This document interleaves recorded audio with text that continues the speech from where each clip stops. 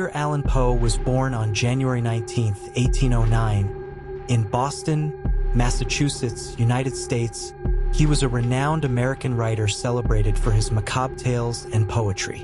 Born in Boston, Poe endured a tumultuous life marked by tragic losses and financial instability. He crafted enduring works such as The Telltale Heart, The Fall of the House of Usher, and The Raven, which showcase his mastery of suspense, psychological depth, and Gothic atmosphere. Poe's contributions to the genres of horror and detective fiction remain influential, inspiring countless authors and filmmakers. Despite his untimely death at 40, Poe's legacy endures, immortalizing him as a literary icon revered for his haunting and introspective storytelling. The Falls presents The Fall of the House of Usher by Edgar Allan Poe, Part 1. It was a dark and soundless day near the end of the year, and clouds were hanging low in the heavens. All day I had been riding on horseback through country with little life or beauty, and in the early evening I came within view of the House of Usher. I do not know how it was, but with my first sight of the building, a sense of heavy sadness filled my spirit. I looked at the scene before me, at the house itself, at the ground around it, at the cold stone walls of the building, at its empty eye-like windows, and at a few dead trees. I looked at this scene, I say, with a complete sadness of soul which was no healthy, earthly feeling. There was a coldness, a sickening of the heart, in which I could discover nothing to lighten the weight I felt. What was it? I asked myself, what was it that was so fearful, so frightening in my view of the House of Usher? This was a question to which I could find no answer. I stopped my horse beside the building, on the edge of a dark and quiet lake. There, I could see reflected in the water a clear picture of the dead trees, and of the house and its empty eye-like windows. I was now going to spend several weeks in this house of sadness, this house of gloom. Its owner was named Roderick Usher. We had been friends when we were boys, but many years had passed since our last meeting. A letter from him had reached me, a wild letter which demanded that I reply by coming to see him. He wrote of an illness of the body, of a sickness of the mind, and of a desire to see me, his best and indeed his only friend. It was the manner in which all this was said, it was the heart in it, which did not allow me to say no.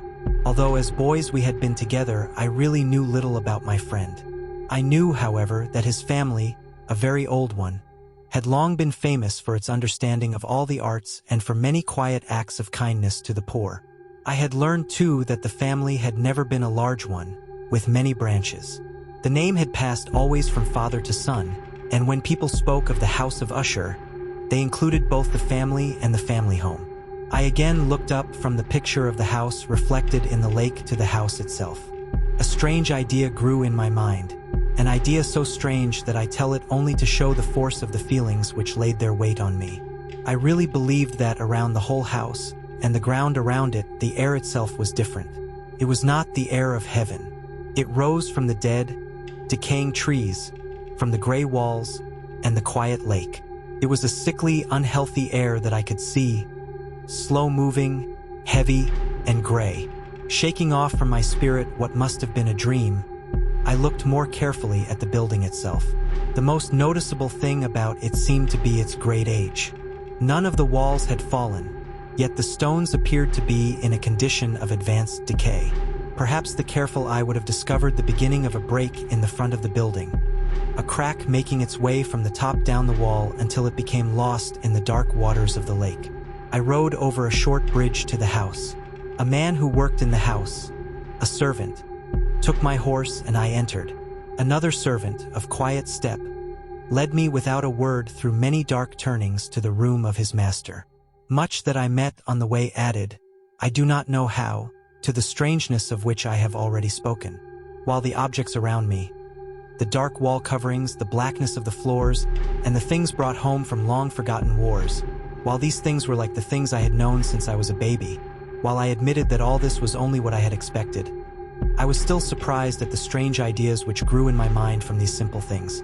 The room I came into was very large and high. The windows were high and pointed at the top, and so far above the black floor that they were quite out of reach.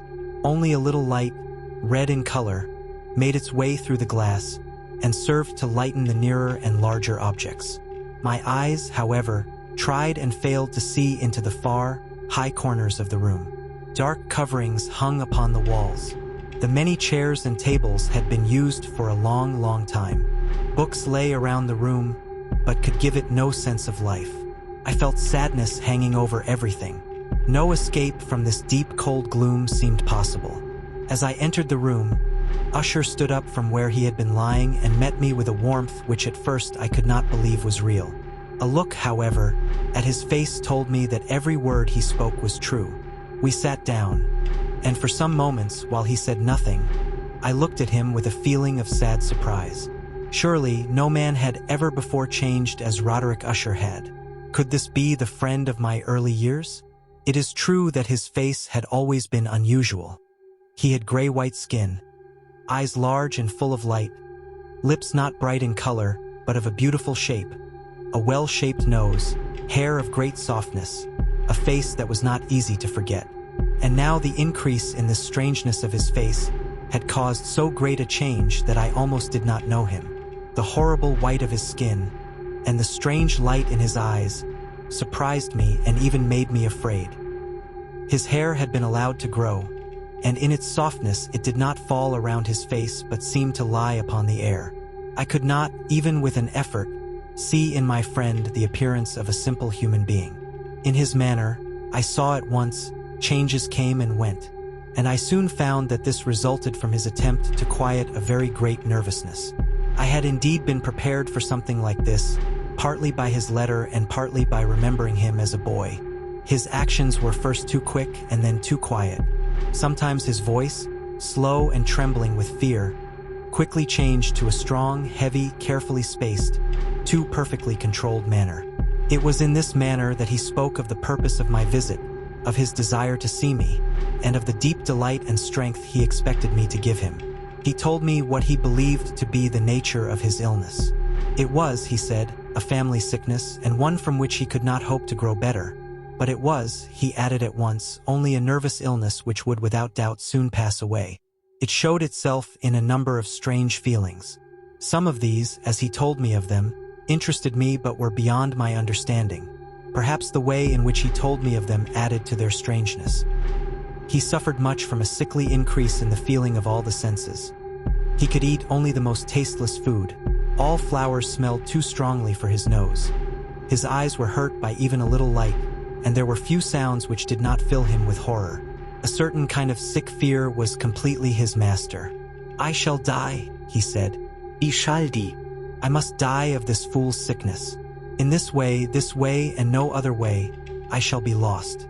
I fear what will happen in the future, not for what happens, but for the result of what happens. I have, indeed, no fear of pain, but only fear of its result, of terror. I feel that the time will soon arrive when I must lose my life, and my mind, and my soul together, in some last battle with that horrible enemy, fear." Please, like, comment, share, and subscribe to our channel for more. Thank you.